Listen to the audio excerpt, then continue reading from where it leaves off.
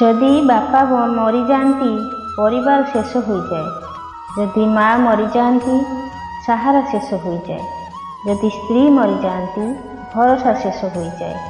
बापा अपेक्षा आमको केही भल मनीष करें ना, माँ अपेक्षा आमको आउ केही अधिक भल पाई पारिबे नाही, आम भाई ठारू अधिक केही आमको समर्थन करें ना, एवं आम स्त्री ठारू अधिक केही आमको विश्वास करें ना। सूर्य एवं बापा गरम सह करवा शिख, कारण जेतेबेले सेमाने दुहें अस्त हुअन्ति चारिपाखरे अंधकार व्यापी जाए। जीवन अपेक्षा मृत्यु बहुत भल। जेतेबेले आमे बंचिथिलु केही आमको सेमानक पाखरे बसाई नथिले, किंतु एबे सेमाने निजे आम चारिपाखरे बसिछन्ति। पूर्वरु केही आमको पचारू भी नथिले, एबे समस्ते लुह गड़ाउछन्ति। मु बंचिथिबा समय रे केही मते रुमाल मध्य उपहार देई नथिले, एबे मते शाल एवं पोशाक दिया जाउछि। समस्ते जानती जे शाल एवं पोशाक तांको पई कोनोसी कामर नुहे, तथापि बिचारा लोकटी सांसारिक जीवन को अनुसरण करुछि। केही मते केबे ओळिए खाइबाकू मध्य देई नाहंती, एबे मो मुहरे शुद्ध घी दिया जाउछि। बंचिथिबा बेले मो सहित केही गोटिए पद कथा भी हेई पारि नथिले, मो पादरे पाद मिसाई चाली भी नथिले, एबे किंतु मते फूलरे सजाई कांधरे बोही नेउछन्ति। आज मु जानी पारिली जीवन अपेक्षा मृत्यु केते भल। श्रीकृष्ण कहिछन्ति जे कलिजुग आसीबा सहित मनीष स्वार्थपर होइजिब। आवश्यकता समय से तुमर पाद धरिब, एवं जेतेबेले से आउ आवश्यकता रहिब नाही से तुमको चिन्हि मध्य पारिब नाही। ए समय भी कि विचित्र धारा, राति एवं दिन बीती चली, खुशी हेबाकू समय नाही। केवल आमे खुशी अच्छु बोली देखा जीवार एक प्रतियोगिता चली। समस्त बंधु एवं संपर्कियों को परीक्षा करी देखंतु। जदि आपनक पाखरे टंका एवं सफलता नाही, तेबे आपनक समर्थन करिवा पई केही भी आसीबे नाही। चारोटी विरल गुण, धन सहित पवित्रता मध्य रहिबा आवश्यक, दान सहित नम्रता मध्य रहिबा आवश्यक, साहस सहित करुणा मध्य रहिबा आवश्यक, कर्तृपक्षଙ୍କ सहित सेवार मनोभाव मध्य रहिबा आवश्यक।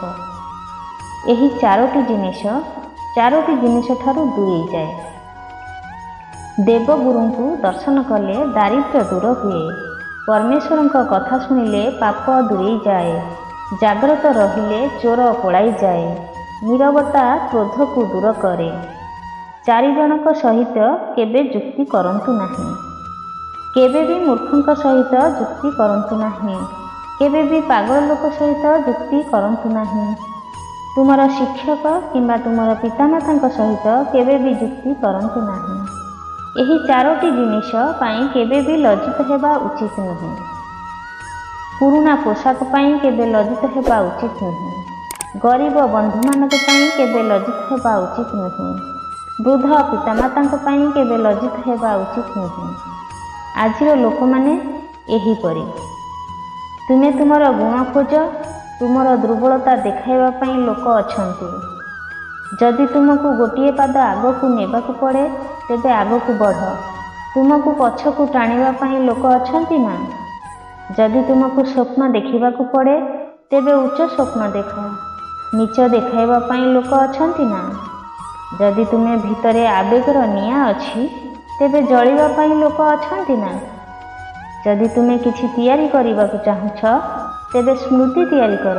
यहा विषय कथा हेबा पई लोक अछंती ना। जदि तुमे भल पाइबाकू चाहुछ, तो निजकू भल पाओ। तुमको शत्रु करदेबा पई लोक अछंती ना। प्रत्येक मनीषर भल गुण एवं खराब गुण उभय अछि। जहाकू देखा जाए से गुण देखे, एवं जिए खोजे से दोष देखे। समय हेउछि राजा। मनीष बिना कारण रे केवल अहंकार करे। अनुताप अतीत को बदलाई पारिब नाही, एवं चिंता भविष्यत को उन्नत करि पारिब नाही। तेणु वर्तमान को उपभोग करिबा हेउछि जीवनर प्रकृत खुशी। एही दुनिया रे काहाकू अदरकारी भावंतु नाही, कारण जो गछ फल दिए नाही, ताहा निश्चिंत भाव छाई दिए। जड़े मनीष हेउछि सीए ଯିଏ ଅନ୍ୟମାନଙ୍କର ଯନ୍ତ୍ରଣା ଅନୁଭବ କରିପାରେ, ନଚେତ୍ ପଶୁମାନେ ମଧ୍ୟ ନିଜର ଯନ୍ତ୍ରଣା ଅନୁଭବ କରିପାରନ୍ତି। ଜଣେ ମଣିଷ ସବୁବେଳେ ଭାବିବା ଉଚିତ ନୁହେଁ ଯେ ସିଏ ତାଙ୍କ ଜୀବନରେ କେତେ ଖୁସି, ବରଂ ତାଙ୍କୁ ଭାବିବା ଉଚିତ ଯେ ତାଙ୍କ ଯୋଗୁଁ ଅନ୍ୟମାନେ କେତେ ଖୁସି। ଲମ୍ବା ସୂତା ଏବଂ ଲମ୍ବା ଜିଭ କେବଳ ସମସ୍ୟା ସୃଷ୍ଟି କରେ। ସୂତାକୁ ଗୁଡ଼ାଇ ରଖିବା ଉଚିତ ଏବଂ ଜିଭକୁ ଘୋଡ଼ାଇ ରଖିବା ଉଚିତ। ଏତେ ଛୋଟ ହୁଅ ଯେ ସମସ୍ତେ ତୁମ ସହିତ ବସିବେ ଏବଂ ଏତେ ବଡ଼ ହୁଅ ଯେ ଯେତେବେଳେ ତୁମେ ଠିଆ ହେବ କେହି ବସି ରହିବେ ନାହିଁ। ଭୁଲ ବ୍ୟକ୍ତି ଯେତେ ମିଠା କଥା କହିଲେ ମଧ୍ୟ ଦିନେ ଏହା ତୁମ ପାଇଁ ଏକ ରୋଗରେ ପରିଣତ ହେବ। ଜଣେ ଭଲ ଲୋକ ଯେତେ କଟୁ କଥା କହିଲେ ମଧ୍ୟ ଦିନେ ଏହା ଔଷଧ ଭାବରେ ଉପଯୋଗୀ ହେବ। କିଛି ଲୋକ ଭିଡ଼ିଓକୁ ଅଣଦେଖା କରନ୍ତି। ମୁଁ ଆପଣମାନଙ୍କୁ ଅନୁରୋଧ କରୁଛି, ମୋର ମନୋବଳ ବଢ଼ାଇବା ପାଇଁ ଦୟାକରି ଭିଡ଼ିଓକୁ ଲାଇକ୍ କରନ୍ତୁ, ସେୟାର କରନ୍ତୁ ଏବଂ ସବସ୍କ୍ରାଇବ୍ କରନ୍ତୁ। ଧନ୍ୟବାଦ। ଜୟ ଜଗନ୍ନାଥ।